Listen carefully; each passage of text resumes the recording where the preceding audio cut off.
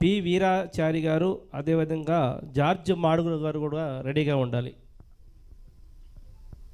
George Madugula గారు వచ్చారండి.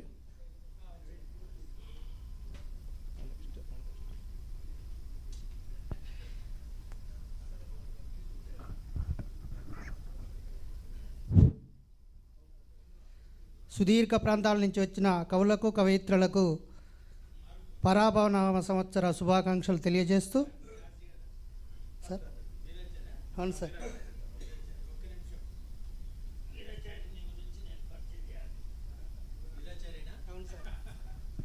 Veerachari is from Suryaraopeta.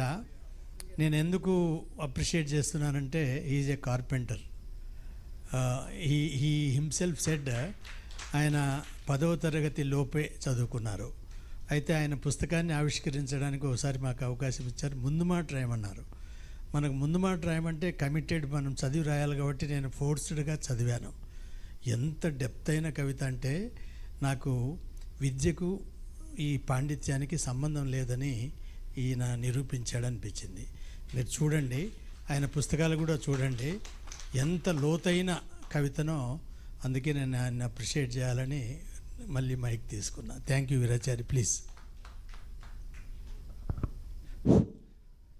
నా కవితా శీర్షిక మారని జీవన శైలి.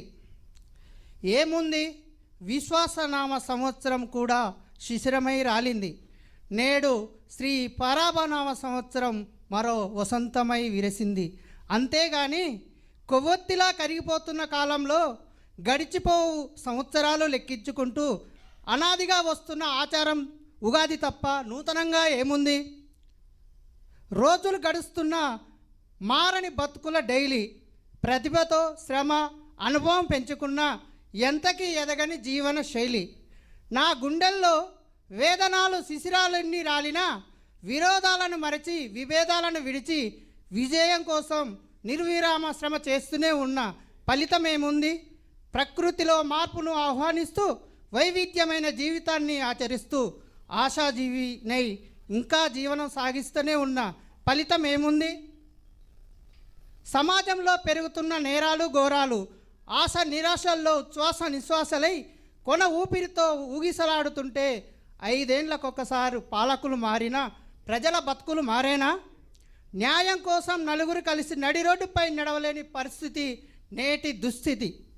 దగ్ధమవుతున్న భావి భారత భవితవ్యం ఏ పంచాంగంలో రాసిందో సిద్ధాంతాలకే తెలియాలి. ఇన్నాళ్ళు ఏ రాశి ఫలాల్లో లేని శుభ ఫలితాలు ఈసారి ఏ రాశి ఫలితాలలో రాసిందో చూడాలి.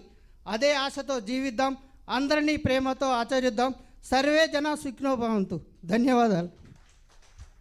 ధన్యవాదాలండి. విశ్వావసు సంవత్సరం శిశిరం రాలింది అంటూ ఇప్పుడు శ్రీ పరాభన సంవత్సరం గురించి కూడా ఆయనకి అనుమానంగా ఉంది.